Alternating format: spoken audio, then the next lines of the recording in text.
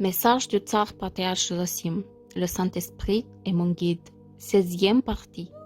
La force dans la confiance en Dieu. Seigneur, bénis-nous. Je vous souhaite à tous une bonne fête de la transfiguration de notre Seigneur Jésus-Christ. Comme il était merveilleux et bon pour les simples pécheurs apôtres de rester avec le Christ. Ils se sentaient en sécurité et la grâce du Christ était avec eux. C'était vraiment des jours heureux, mais le moment est venu où les Juifs ont ligoté le Christ. Pour les simples croyants, ce moment fut une épreuve extrêmement difficile.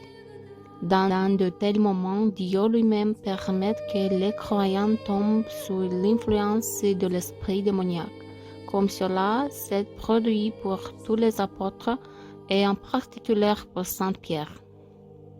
Cette mauvaise influence agite si fortement sur le cœur humain que les bonnes œuvres de Dieu ne restent que dans la mémoire. Le sentiment bienfaisant de la grâce ne reste lui aussi qu'un souvenir, remplacé par un état et un esprit opposé. Le cœur est emballé par l'incrédulité, le doute. Tu deviens en quelque sorte l'un d'entre eux. Tu penses et ressens les mêmes choses que cette foule. Et ces bonnes actions et cette confession qui t'apportaient auparavant la grâce à travers la foi vivante sont désormais ridiculisées et considérées comme de la folie sous l'influence de la foule mondaine. Et tu peux même avoir honte d'avoir été parmi ces croyants. Mais pourquoi le Sauveur permet-il que cela arrive? Pour plusieurs raisons, afin que les croyants puissent en ressentir par eux-mêmes pourquoi l'amour du monde est inimité contre Dieu. Et le Seigneur met également les gens à l'épreuve pour voir si quelqu'un se battra pour la vérité du Christ et la grâce contre cette mauvaise influence. Car si le confesseur ne connaît pas par expérience les deux esprits et états d'âme opposés, il ne saura jamais ce qu'est l'ennemi et comment il peut agir. Mais les saints apôtres l'ont compris. C'est pourquoi saint Paul l'apôtre écrit que pour certains, le Christ est le sauveur et la joie, car dit que pour d'autres, il est une folie. En suivant le chemin de l'acquisition du Saint-Esprit dans lequel on reconnaît l'amour ineffable pour le Dieu vivant, si fort que le Saint-Esprit remplit tout un être humain. À ce moment-là, l'Esprit s'unit au cœur dans le feu et se tourne uniquement vers le ciel. Tout le reste autour cesse d'exister. Je pourrais en parler pendant des jours, mais le sujet du sermon est autre. Je voudrais vous expliquer ce qui se passe après le départ de la grâce, car le Seigneur laisse délibérément venir après la grâce cet esprit contraire, et chaque fois différemment pour me tester et voir si je resterai fidèle au Saint-Esprit.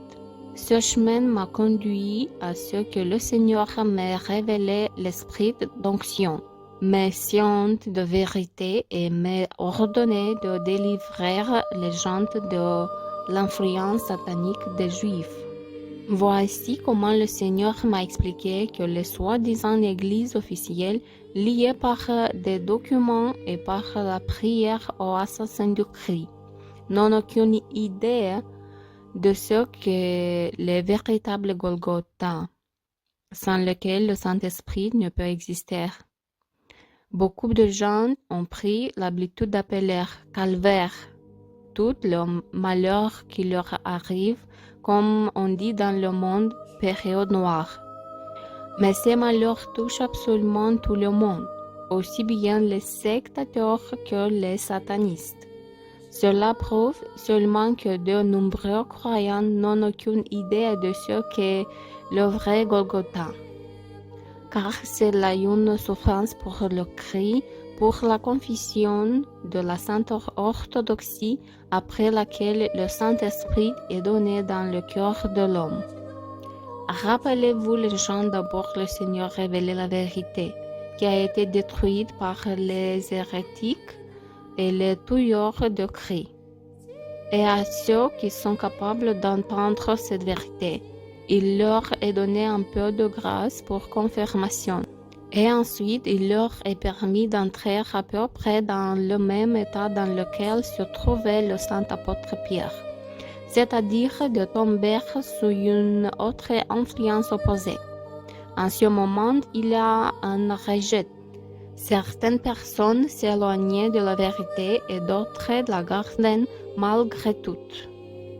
Les dernières seront trouvées victorieux, car ayant grand peu, ils seront fidèles aussi en plus. Vous voyez, mes chers, et comme au jour de Christ, lorsqu'il fut lié et jugé par des hommes en pied. À ce moment-là, les croyants étaient dans une position difficile. Mais ayant traversé ce Golgotha très difficile, il devient grand dans le royaume des cieux. Et maintenant, pour la confession de la vérité et pour l'opprobre des Juifs, ils lièrent loin et les menèrent dans la prison des Juifs. Les croyants qui ont suivi la vérité et défendu Jésus-Christ avec moi ont été tentés de la même manière que les apôtres. Même les instruments des satanistes utilisaient la même chose que contre le Christ. Humiliation, malédiction. C'est-à-dire, si vous y réfléchissez, le Christ a été appelé menteur, et tous les croyants qui étaient avec lui, hérétiques et sectaires, criminels et blasphémateurs, assimilant leur cri à une force impure. La calomnie et la méchanceté des Juifs ont atteint le point, comme en témoignent les saints des premiers siècles, où les soi-disant chrétiens dans leur service tournent des bébés, les qualifiant essentiellement de tueurs d'enfants.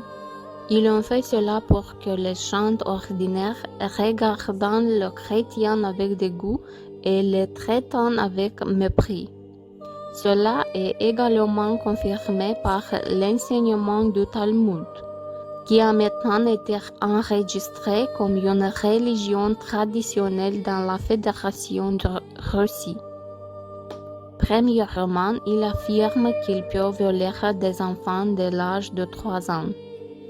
Deuxièmement, il enseignait que notre Seigneur Jésus-Christ aurait été jeté dans un lac d'excréments après sa mort.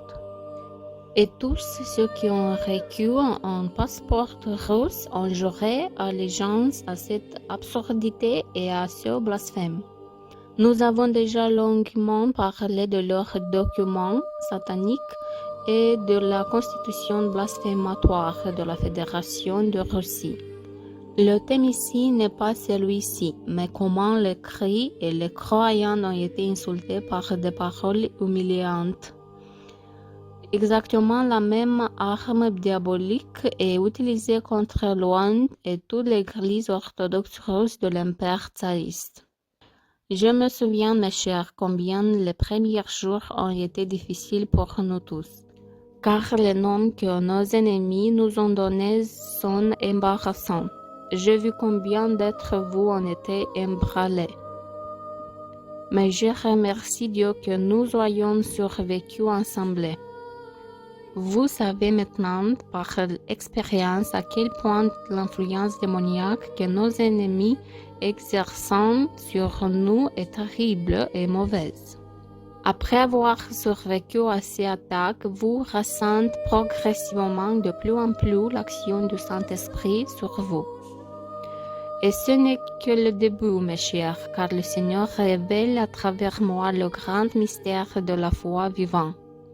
Vous donnez la compréhension de la façon d'utiliser la foi, car, je vous le dis, le Seigneur prend plaisir à cela. Rappelez-vous, mes amis, quel que soit votre état spirituel, défendez par votre esprit ce sentiment de grâce que vous avez déjà ressenti. Soyez fidèles Apprendre donc à faire confiance à Dieu, car cela lui plaît. Le Christ lui-même, à plusieurs reprises dans le Saint Évangile, avant de révéler sa puissance, appelle les gens à croire et mettre à l'épreuve leur foi. Car seule la confiance en le Dieu vivant attire sa puissance. Le Christ a dit un jour, « Si vous demeurez en moi et que mes paroles demeureront en vous, tout ce que vous demanderez, vous le recevrez. » Jean 15, 7.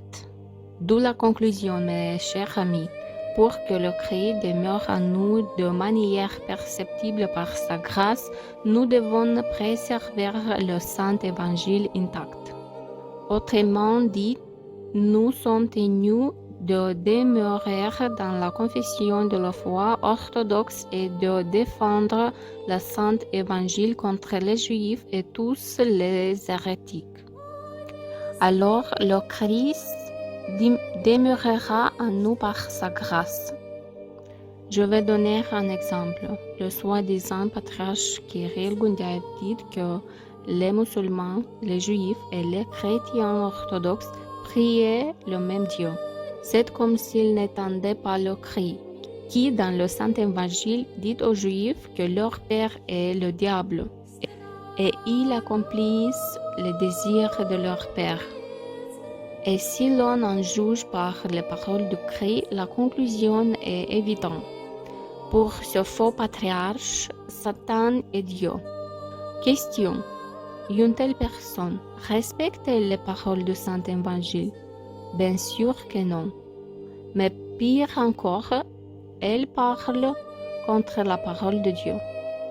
Quand un musulman, il prêche premièrement que Jésus-Christ est simplement un homme prophète, qui n'est ni le Fils de Dieu ni Dieu. Il est impossible de croire que musulmans et chrétiens priaient le même Dieu, car pour nous, Dieu est Jésus-Christ. Il est évident ici que le faux patriarche Kirill Gundyaev a renié Jésus-Christ. De plus, les musulmans renoncent à la Sainte Trinité, au Père, au Fils et au Saint-Esprit. De toute évidence, Kirill Gundyaev a également renoncé à la Sainte Trinité lorsqu'il affirme ouvertement que musulmans et chrétiens priaient le même Dieu. Cet hérétique n'attend pas non plus la parole de Jésus-Christ. Celui qui ne reçoit pas le Fils ne reçoit pas le Père. 1 Jean 2, 23. Ici, le Christ lui-même affirme que ceux qui n'acceptent pas Jésus-Christ comme le Fils de Dieu ne peuvent prier, et encore moins être attendus par Dieu le Père. D'où la question, les faux patriarches Kirill Gundyaev et tous ses évêques respectent-ils la parole de Dieu? La réponse est évidente, non. Mais ils blasphèment aussi la Sainte Trinité. Par conséquent, se trouver au patriarcat de Moscou et communier avec eux dans le même calice est fatal pour l'âme. C'est pourquoi, vous et moi, frères et sœurs, afin de ne pas être infidèles devant Dieu, nous avons quitté ces hérétiques, cherchant à préserver la véritable orthodoxie transmise par le Saint-Père. Préservant la parole de Dieu, nous avons l'audace de demander à Dieu dans la prière tout ce que nous désirons. Car le Père aime le Fils et pour lui, il fait miséricorde envers nous pécheurs. Demandons à Dieu non pas les biens terrestres, mais les biens spirituels. C'est pourquoi, lorsque vous demandez, croyez que vous recevez, et vous recevrez. Premièrement, demeurons fidèles aux paroles du Christ. C'est pourquoi supportons les diverses attaques avec l'espoir que le Christ ne nous abandonnera pas. Alors il accomplira sa promesse. 3 fondements principaux de l'orthodoxie, liés à la foi et à la confiance en Dieu. La première est rester fidèle au Saint Évangile dans la confession de l'orthodoxie en dénonçant les hérétiques et les juifs. La seconde est de croire aux promesses de Dieu selon lesquelles le Christ nous protégera, aura pitié de nous, nous sauvera, nous réconfortera, ne nous abandonnera pas, etc. Car la confiance en cette promesse attirera la grâce de Dieu. Et troisièmement, là où la grâce du Saint-Esprit t'a touché, ne la trahissez pas, quelles que soient les influences ou les vents qui soufflent sur vous, et vous réussirez assurément. Pourquoi le Seigneur a-t-il placé le prophète Élie si haut? Pour sa confession du Dieu vivant, pour son grand amour et sa confiance, et pour son grand zèle. Élie a toujours voulu montrer aux gens que Dieu est bel et bien vivant. Et c'est très important. Ainsi, lorsque je vous écris sur la confiance en Dieu, je la démontrerai par mes actes. Par exemple, j'ai reçu la promesse du Dieu vivant et de la très pure Mère de Dieu qui nous protégeront. Et non seulement nous protégeront, mais puniront de mort tous ceux qui ont offensé l'Église orthodoxe russe de l'Empire tsariste. Comment cela doit-il être, je ne sais pas. Mais je crois de tout mon cœur qu'il en sera ainsi, sachant par expérience que le Dieu vivant accomplira sûrement ce qu'il promet.